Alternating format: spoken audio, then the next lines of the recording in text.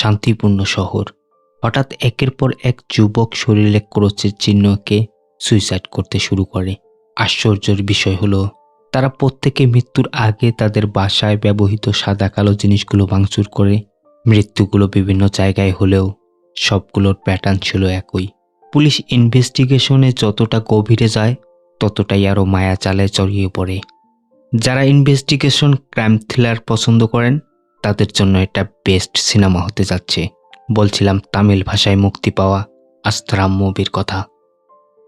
1800 শতাব্দীতে France Anton ম্যাসমার্ক নামের একজন সায়েন্টিস্ট সাইকোলজির উপর রিসার্চ করতেছিল।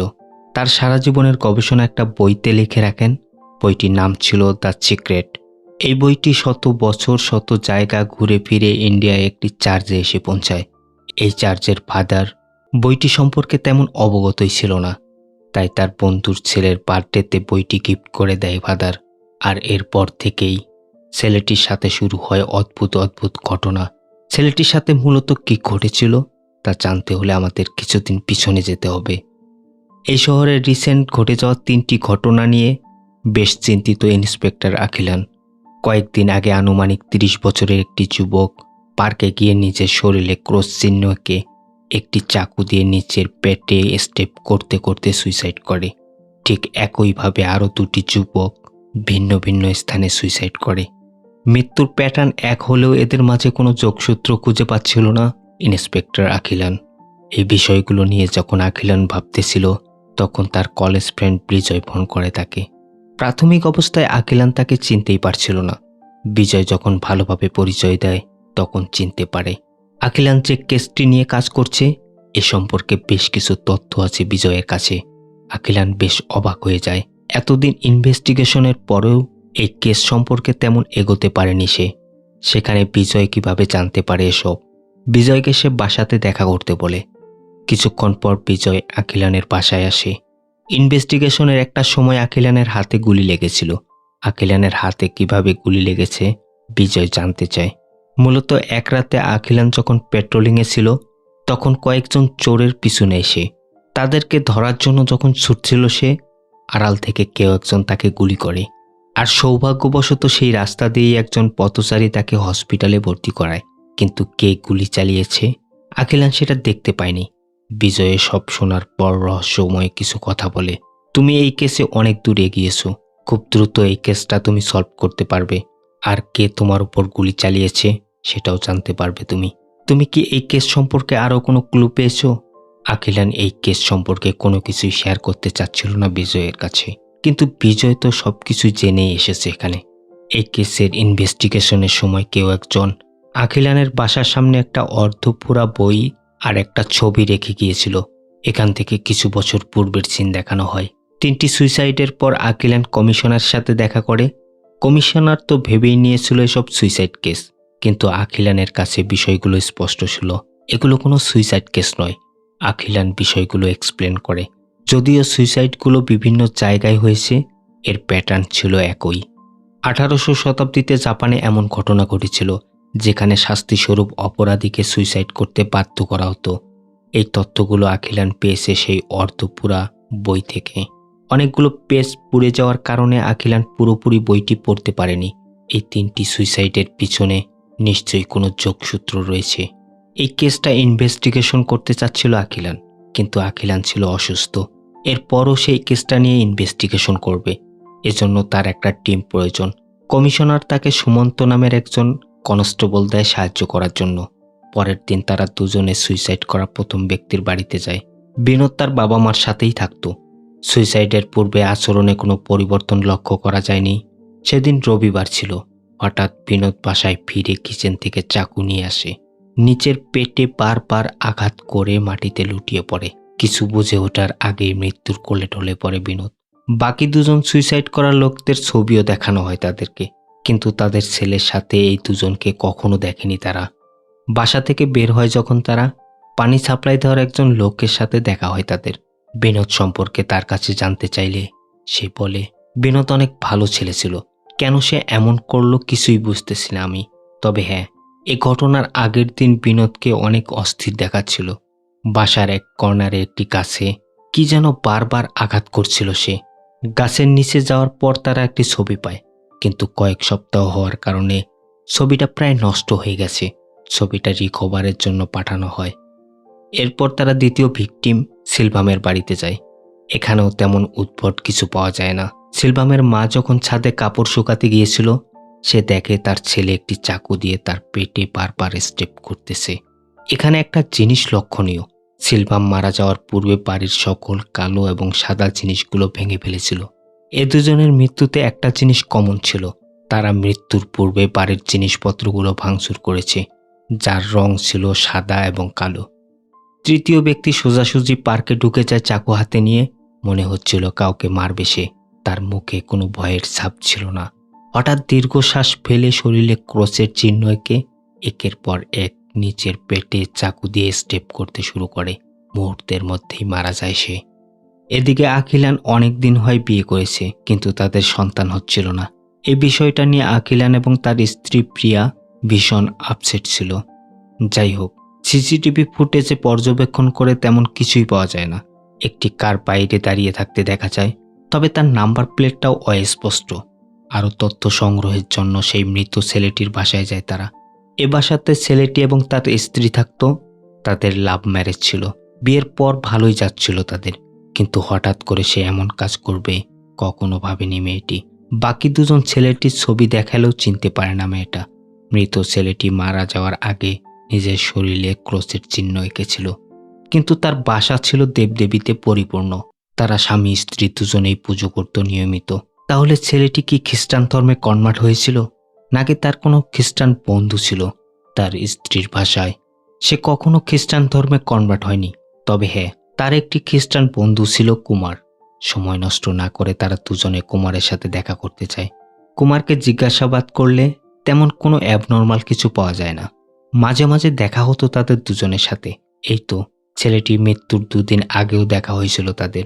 কুমারের বিজনেস ডাউন চলতেছে, এ ব্যাপারেই ডিসকাস করেছে তারা। আখিলানের কাছে বিষয়টা এখনো ক্লিয়ার নয়। কুমারের বিষয়ে ভালোভাবে জানার জন্য চার্চের ফাদারের সাথে কথা বলে সে, কিন্তু কুমার ছিল সত্যিই ভালো লোক। কুমার সম্পর্কে আরও ইনভেস্টিগেশনের পর কুমারের কোনো খারাপ দিকই খুঁজে পায় না তারা। এতদিনের ইনভেস্টিগেশনে তারা কোনো কিছুই খুঁজে পাচ্ছে না। যারা সুইসাইড করেছে তারা সবাই ব্ল্যাক এবং হোয়াইট ঘৃণা করত। অপরদিকে জাপানে 1800 শতাব্দীতে যারা রাজপরিবারের সাথে গাদ্দারি করত, তাদেরকে একইভাবে সুইসাইড করতে বাধ্য করা হতো। এই 3 জন একে অপরকে একদমই চিনত না, কিন্তু তাদের সুইসাইড প্যাটার্ন ছিল একই। নিশ্চয়ই এর পিছনে কোনো মাস্টার মাইন্ড রয়েছে। কে সে, কিভাবে এসব করছে? প্রথম ভিকটিমের বাসা থেকে পাওয়া প্রায় নষ্ট হওয়া ছবিটি রিকভার করা হয়েছে। ছবিটি দেখার পর আখিলানের চোখ কপালে উঠে যায়। এটা ছিল বিশ্ব দাবা চ্যাম্পিয়ন বিশ্বনাথন আনন্দের।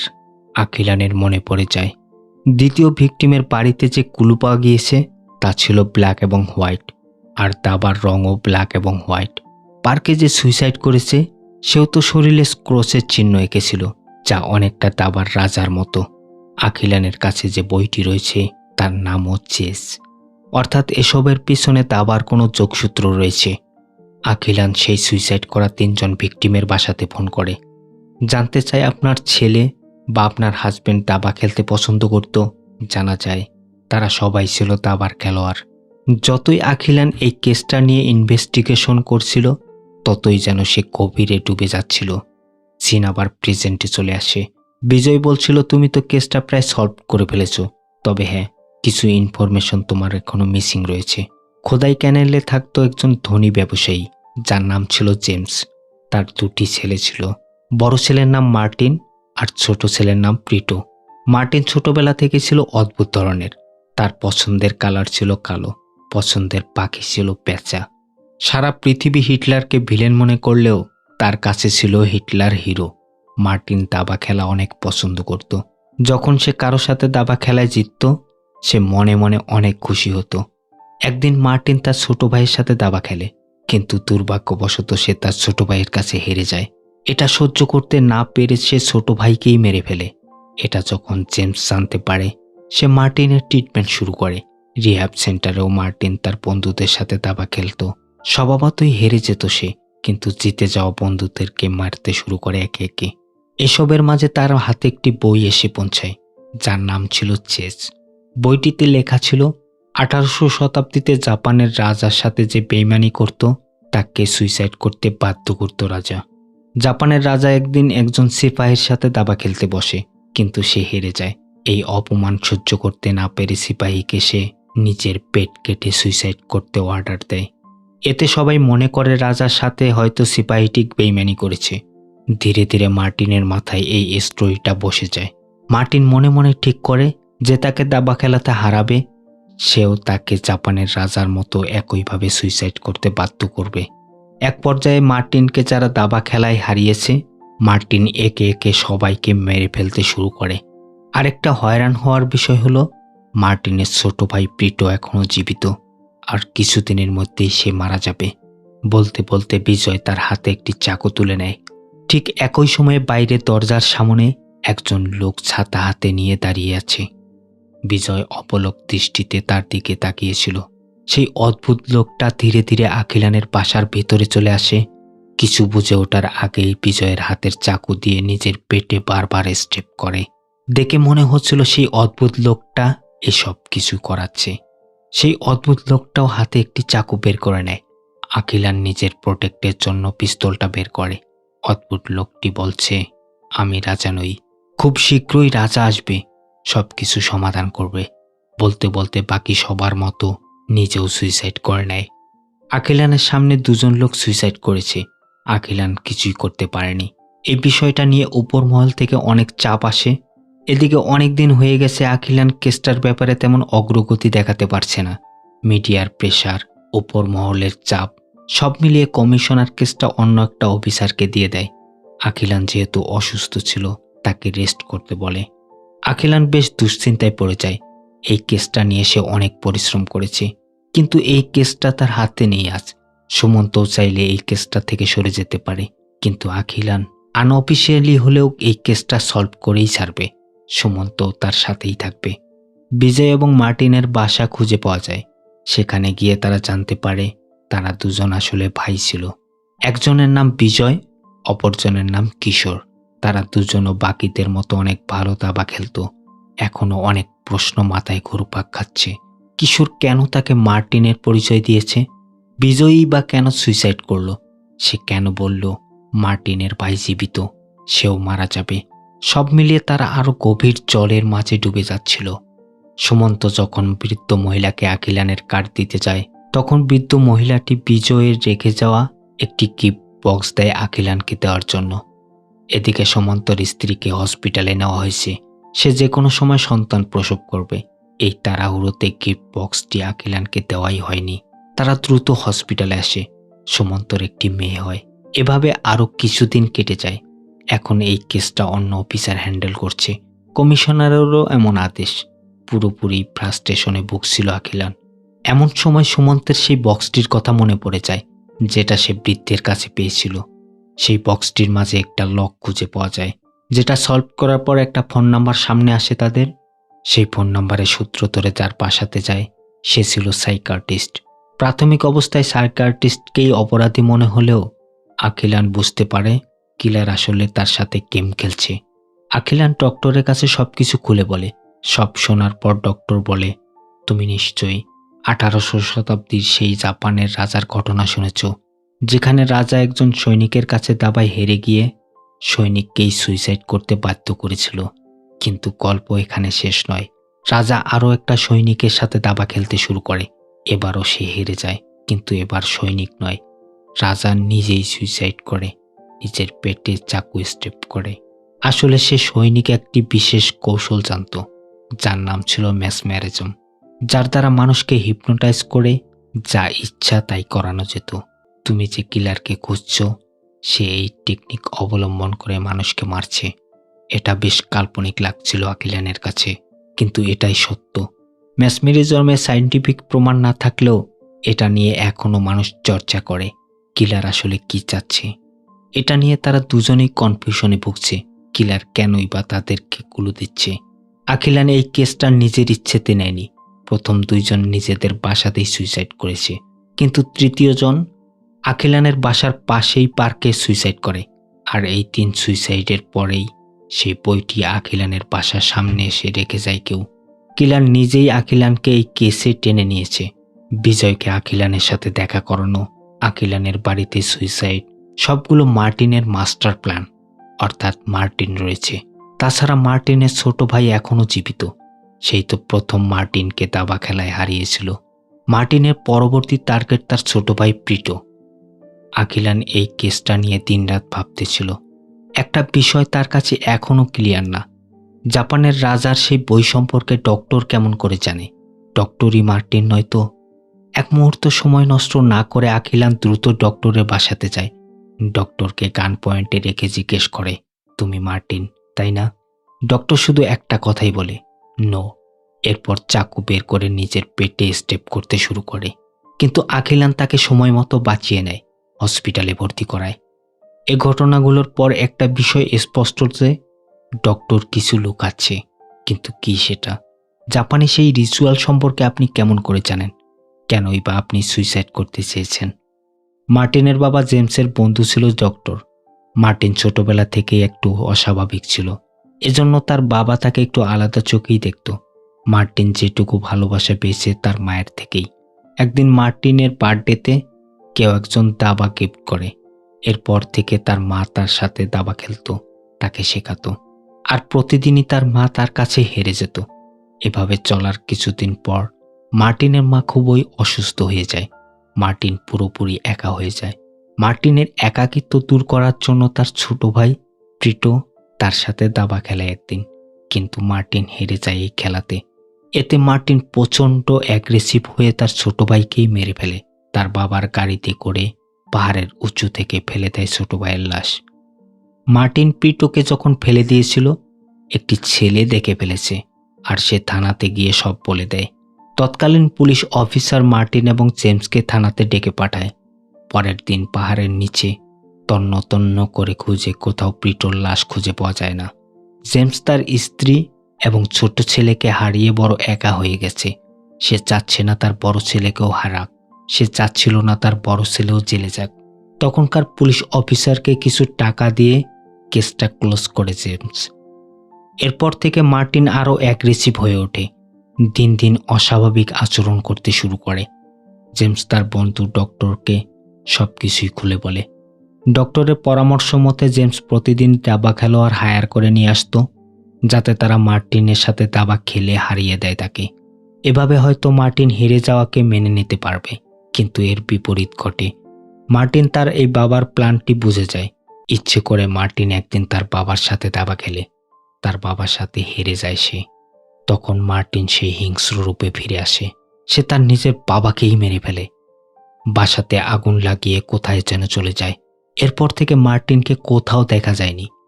তবে কয়েকদিন আগে ডক্টরকে মার্টিন ফোন করেছিল। ছোটবেলা থেকে এ পর্যন্ত মার্টিনকে যারা দাবা খেলায় হারিয়েছে, ধীরে ধীরে সে সবাইকে মেরে ফেলবে, সেই চেস বই থেকে শেখা ম্যাসমেরিজম বিদ্যার মাধ্যমে। মার্টিনের পরবর্তী টার্গেট হলো প্রিটো, তার ছোট ভাই। আখিলান অবাক হয়ে যায়। প্রিটোকে তো সেই দিন নিজ হাতেই মেরে ফেলেছিল সে, কিন্তু না, শত খোঁজাখুঁজির পরও প্রিটোর লাশ কোথাও খুঁজে পাওয়া যায়নি। অর্থাৎ প্রিটো এখনো বেঁচে আছে। মার্টিনকে ধরতে হলে প্রিটোকে খুঁজে বের করতে হবে। প্রিটো যখন হারিয়ে গিয়েছিল তখন লোকাল থানায় একটা কমপ্লেন করেছিল জেমস। সেই কপিটি খুঁজে বের করতে বলে সুমন্তকে। অনেক খোঁজাখুঁজির পর সেই কমপ্লেনের কপিটি খুঁজে পায়, আখিলানকে হোয়াটসঅ্যাপে পাঠিয়ে দেয়। সেই ফাইলে স্পষ্ট লেখা ছিল প্রিটোর ডান কাঁধে একটা দাগ রয়েছে। আখিলানের কাছে বিষয়টা পরিচিত মনে হচ্ছে। কার কাঁধে এমন দাগ দেখেছে সে, কিন্তু মনে করতে পারছে না। কিছুক্ষণ ভাবার পর তার মনে পড়ে এমন একটা দাগ সে সুমন্তর কাঁধেই দেখেছে। তবে কি সুমন্তই প্রিটো? সুমন্তকে বারবার ফোন করে পাচ্ছিল না সে। সুমন্তকে না পেয়ে তার স্ত্রীকে ফোন করে। তার স্ত্রীও হসপিটালে গিয়েছে চেকআপের জন্য। এদিকে সুমন্তের বাড়িতে মার্টিন এসে হাজির। মার্টিন তার অলৌকিক বিদ্যার ব্যবহার করে সুমন্তকে হিপনোটাইজ করে। সুমন্ত এখন পুরোপুরি মার্টিনের নিয়ন্ত্রণে। মার্টিনের নির্দেশ অনুযায়ী সুমন্ত হাতে চাকু তুলে নেয়। নিজের পেটে স্টেপ করতে যাবে এমন সময় তার স্ত্রী চলে আসে। সুমন্তকে বাধা দিলে সুমন্ত তার স্ত্রীর গলা কেটে ফেলে। সুমন্ত কি করছে কিছুই বুঝতেছে না। সঙ্গে সঙ্গে সুমন্তর স্ত্রী মাটিতে পড়ে যায়। এরপর সে নিজের হাতে চাকু দিয়ে পেটে স্টেপ করে। এমন সময় আখিলান সেখানে চলে আসে। সুমন্তকে থামায় সে। ক্ষতস্থানটি ভালোভাবে কাপড় দিয়ে বেঁধে রাখে। এরপর আখিলান এবং মার্টিনের মধ্যে লড়াই শুরু হয়। মার্টিন শুরু থেকেই চেয়েছিল এই কেসটা আখিলান ইনভেস্টিগেশন করুক। প্রথম যেদিন আখিলানের হাতে গুলি লেগেছিল সেই গুলিটি করেছিল মার্টিন। এমনকি মার্টিনই তাকে হসপিটালে ভর্তি করিয়েছিল। আখিলান আসলে সেই ছেলেটি যে ছোটবেলায় মার্টিনকে তার ছোট ভাইকে পাহাড়ের নিচে ফেলে দিতে দেখেছে এবং তা পুলিশকে বলেছিল। এর প্রতিশোধ হিসেবে আখিলানের সাথে এমন গেম খেলছিল মার্টিন। মার্টিন এবং আখিলানের লড়াইয়ে যখন মার্টিন হেরে যাচ্ছিল, হঠাৎ একটি চাকু বের করে মার্টিন নিজের পেটে বারবার স্টেপ করে এবং সেখানেই মারা যায়। ম্যাসমেরিজমের মাধ্যমে এসব সম্ভব, এই কথাগুলো কমিশনার বিশ্বাসই করতে পারছিল না। কিন্তু মৃত্যুর দুয়ার থেকে ফিরে আসা সুমন্ত তো এর জলযন্ত্র প্রমাণ। সুমন্তের কাছে যখন জানতে চাওয়া হয় মার্টিন তাকে কি বলেছিল, কেন তুমি তার কথা শুনছিলে, সুমন্ত কোনো কথাই বলছিল না, বরং অদ্ভুতভাবে ফিরে তাকায়। আর এই মিস্ত্রির সাথেই সিনেমাটি শেষ হয়।